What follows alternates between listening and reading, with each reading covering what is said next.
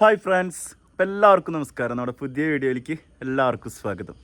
അപ്പോൾ Paradise movie ഉണ്ട്, വീട്ടിലെത്തിയിരിക്കുകയാണ്. What a movie, what a awesome movie. ഇതൊരു എന്താ പറയുക, ഇതൊരു വല്ലാത്തൊരു ഫീല് പടം. ഒരു 1.5 മണിക്കൂർ നേരം ഈ പടമുള്ളൂ. പക്ഷേ ഇതിൽ ഒരുപാട് കാര്യങ്ങൾ നമ്മളെ ചിന്തിപ്പിച്ചും ഒരുപാട് ഓർമ്മപ്പെടുത്തലുകളും നമ്മുടെ തൊട്ടടുത്ത് കിടക്കുന്ന ഒരു കൺട്രി, സ്റ്റേറ്റ് അല്ല, ശരി സ്റ്റേറ്റ് എന്ന് തന്നെ പറയാം. ശരിക്കും ശ്രീലങ്കയ്ക്ക് പറഞ്ഞാൽ നമ്മുടെ അടുത്ത് നമ്മൾ ചേർന്നെടുക്കുന്ന സ്റ്റേറ്റ് എന്ന് പറയാം. പക്ഷേ സ്റ്റേറ്റ് അല്ല, കൺട്രി. ശ്രീലങ്ക എന്ന കൺട്രി, ശ്രീലങ്കയിൽ നടക്കുന്ന കുറച്ച് കാര്യങ്ങളായിട്ട് റിലേറ്റഡ് ആയിട്ട് വന്നൊരു മൂവിയാണ് പാരഡൈസ്. പടം എന്ന് വെച്ച് കഴിഞ്ഞാൽ 1.5 മണിക്കൂറേ മൂവിയുള്ളൂടെ. എനിക്ക് ആ പടം കണ്ടിറങ്ങിയ ആ ഷോക്ക് ഇപ്പോഴും മാറിയിട്ടില്ല. വെച്ച് കഴിഞ്ഞാൽ അത്രയും ഭയങ്കരമായിട്ട് IFKയിലൊക്കെ വന്ന സമയത്തൊക്കെ ഭയങ്കര ചർച്ചാ വിഷയം ഒരു ഫിലിമായിരുന്നു. ശരിക്കൊന്നും കാണാൻ പറ്റിയില്ല. ഇപ്പോഴാണ് പടം കാണുന്നത് തിയേറ്ററിൽ എക്സ്പീരിയൻസ് ചെയ്യേണ്ട മൂവിയാണ്. ഭയങ്കര ഫീലാണ് എനിക്ക് കിട്ടിയത്. നേച്ചറായാലും പടത്തിലെടുത്ത് ശ്രീലങ്കയിലുള്ള ഓരോ കാര്യങ്ങൾ ഒപ്പിയെടുത്ത രീതികളായാലും എല്ലാം, ക്യാമറ ഒക്കെ കിടുവാണ്. അപ്പോൾ നമുക്ക് പടത്തിലേക്ക് വരാം. പടം എന്ന് പറഞ്ഞു കഴിഞ്ഞാൽ സംവിധാനം ചെയ്തത് ശ്രീലങ്കൻ ഡയറക്ടർ തന്നെയാണ് കേട്ടോ. അയാളുടെ പേരെന്താ, പ്രസന്ന എന്തോ ബാക്കിയുണ്ട്, കറക്റ്റ് നോക്കിയിട്ട് പറയാം, അല്ലെങ്കിൽ വെള്ളിപ്പൂ. പിന്നെ ദർശന രാജേന്ദ്രനെ കുറിച്ച് പറയണ്ട. ചെയ്ത എല്ലാ പടങ്ങളും അതിഗംഭീരമായിട്ട് പെർഫോം ചെയ്തിട്ടുള്ള നടിയാണ്. രക്ഷയില്ലാത്ത നടി എന്ന് പറയാം. വെച്ച് കഴിഞ്ഞാൽ നമ്മുടെ മലയാളത്തിൻ്റെ അഭിമാനമാണ്. ആളങ്ങനെ മാനറിസം പിടിച്ച് ചെയ്യുന്നതാണ്. ഏത് ക്യാരക്ടർ കിട്ടിയാലും അതിൽ ഇൻവോൾവ് ചെയ്തിട്ട് ശരിക്കും ആ റോള് ചെയ്യല്ല, ആൾ ജീവിക്കുകയാണ്. ആ രീതിയിലുള്ളൊരു പെർഫോമൻസാണ് ഈ പടത്തിലും ദർശന ചെയ്ത് വെച്ചിട്ടുള്ളത്. അതുപോലെ തന്നെ റോഷൻ മാത്യു, കേശു എന്ന് പറഞ്ഞ ക്യാരക്ടറാണ്. മറ്റേ അമൃത,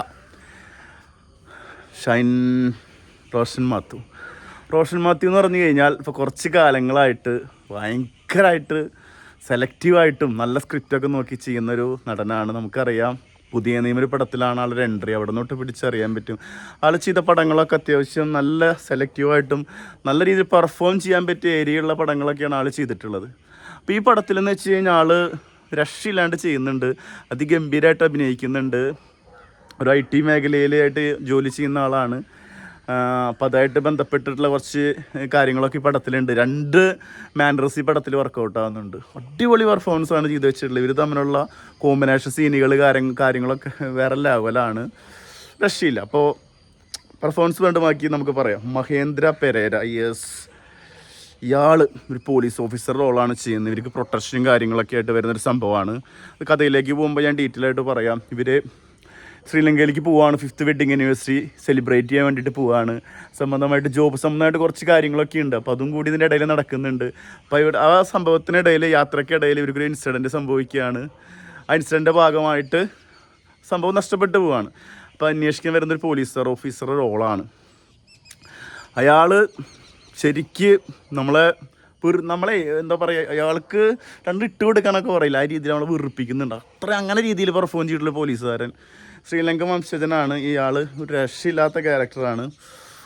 നമുക്ക് കിട്ടി 2 ഇടിയൊക്കെ കൊടുക്കാൻ തോന്നുന്നു. ആ മൂഡ് പിടിച്ച് ചെയ്തിട്ടുള്ളതാണ്. കാരണം കുറച്ച് എന്താ പറയുക, ആളുകളെ സ്റ്റേഷനിൽ ഇടിച്ച് ചോദ്യം ചെയ്യുന്ന സീനുകളൊക്കെ ഉണ്ട്. അതൊക്കെ കാണുമ്പോൾ നമുക്ക് ശരിക്ക് ആ ഒരു ഫീലിംഗ് തോന്നും.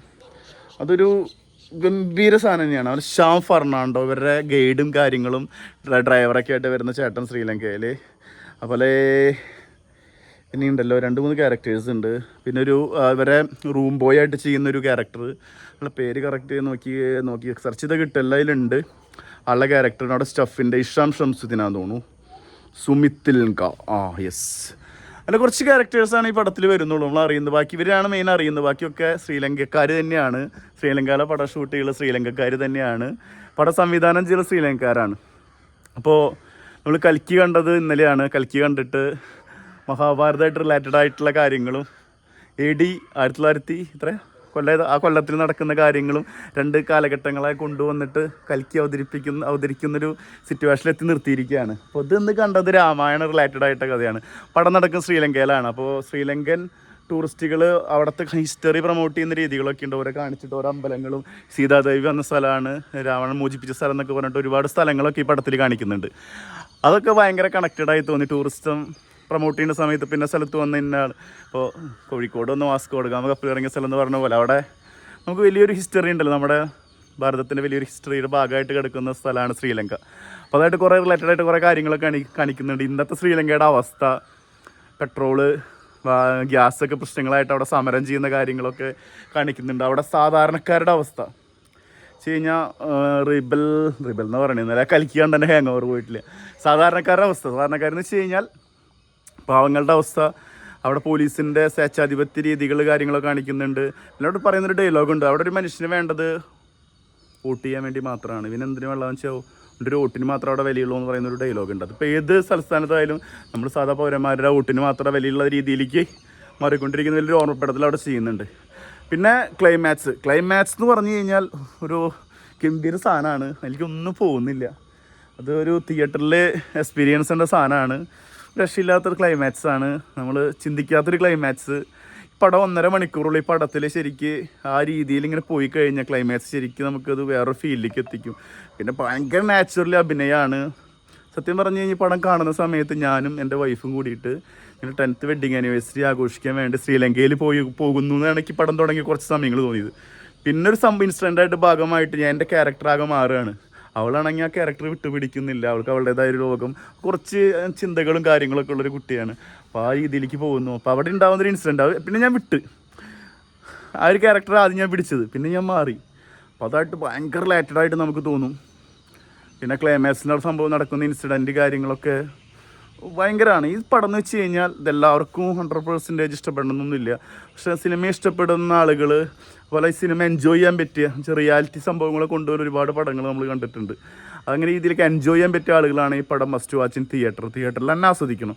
കുറേ സാധനങ്ങളുണ്ട്, നേച്ചറൊക്കെ എടുത്ത രീതി അടിപൊളിയാണ്. രാമായണത്തെക്കുറിച്ച് പറയുന്നതൊക്കെ ഉണ്ട്, പല കാര്യങ്ങൾ പല രീതിയിൽ രാമായണത്തെക്കുറിച്ച് വ്യാഖ്യാനിക്കുന്നുണ്ട്. ഏകദേശം 300ഓളം സംഭവങ്ങളുണ്ടെന്നാണ് പറയുന്നത്. അപ്പോൾ അവിടെ തന്നെ 1-2 ഹിസ്റ്ററികൾ 2 ആൾ 2 രീതിയിൽ പറയുന്നത് കണ്ടു.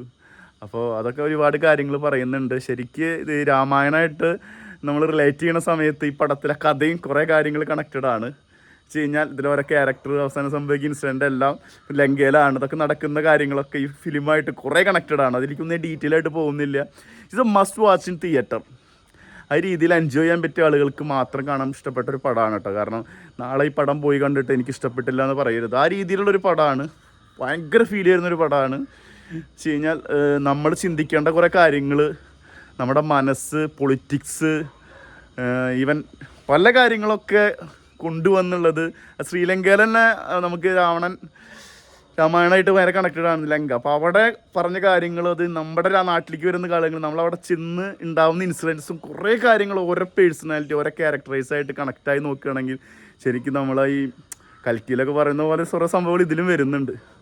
It's A awesome movie, awesome performance, ഒരു രക്ഷയില്ലാണ്ട് എൻജോയ് ചെയ്ത് കണ്ട മൂവിയാണ്.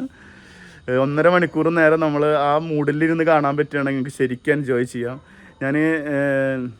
നമ്മൾ ഇഷ്ടപ്പെടുന്നൊരു വ്ളോഗറുണ്ട്, ആ വ്ളോഗറുടെ ഉണ്ണി വ്ളോഗ്സ് എന്ന് പറഞ്ഞാൽ പറയാം, മറച്ചിക്കേണ്ട കാര്യമില്ലല്ലോ. അപ്പോൾ ആളെ റിവ്യൂ കണ്ടിട്ടാണ് ഈ പടത്തിന് ഞാൻ പോകുന്നത്. അതുകൊണ്ട് തന്നെ എനിക്ക് ഭയങ്കരമായിട്ട് കണക്റ്റായി ആൾ പറഞ്ഞ കുറേ കാര്യങ്ങൾ. ഞാൻ ഈ പടം കാണുന്ന സമയത്ത് ആൾക്കുണ്ട ഒരു അനുഭവം പറഞ്ഞ ഏകദേശം ഒരു 10-15ഓളം കുട്ടികൾ ബാക്കിൽ ഇരുന്നിട്ട് വെറും കൗണ്ടറും കാര്യങ്ങളൊക്കെ അവർ ഉദ്ദേശിച്ച സാധനം വേറെ ആയിരുന്നു. കാരണം ഇവർ 2 ആളുണ്ടല്ലോ. അപ്പോൾ ഇവർ പ്രണയകഥയും കാര്യങ്ങളൊക്കെ പ്രതീക്ഷിച്ച് പോയത്. ട്രെയിലറിൽ കുറേ കാര്യങ്ങൾ കാണിക്കുന്നുണ്ട്, സംഭവം അതാണ്. അപ്പോൾ ആൾക്കുണ്ട്, അയാൾ അവസാനം പറഞ്ഞു പ്ലീസ് എന്നൊക്കെ പറഞ്ഞൊരു ആളെ വീഡിയോയിൽ കണ്ടു. പക്ഷേ ഞാൻ ഇന്ന് പടം കാണുന്ന സമയത്ത് ഏകദേശം ഒരു 60-50% ആൾക്കാരുണ്ട്. എല്ലാവരും ആ മൂഡിൽ ഒരു ഭയങ്കര സൈലൻ്റായിട്ട് എല്ലാവരും വളരെ എൻജോയ് ചെയ്ത് കാണുന്നൊരവസ്ഥ എനിക്കുണ്ടായത്. അതുകൊണ്ട് തന്നെ പടം നല്ല രീതിയിൽ ആസ്വദിക്കാൻ പറ്റി. ഗംഭീര എക്സ്പീരിയൻസ് ആയിരുന്നു. നിങ്ങൾ ആ രീതിയിൽ ആ മൂഡ് പിടിച്ച് നിങ്ങൾക്ക് പടം കാണാൻ താല്പര്യം ഉണ്ടെങ്കിൽ ഒന്നും ആലോചിക്കേണ്ട, നേരെ പോയി പടം കാണുക, ടിക്കറ്റ് എടുക്കുക. നിങ്ങൾക്ക് നല്ലൊരു എക്സ്പീരിയൻസ് തന്നെയായിരിക്കും ഈ പടം.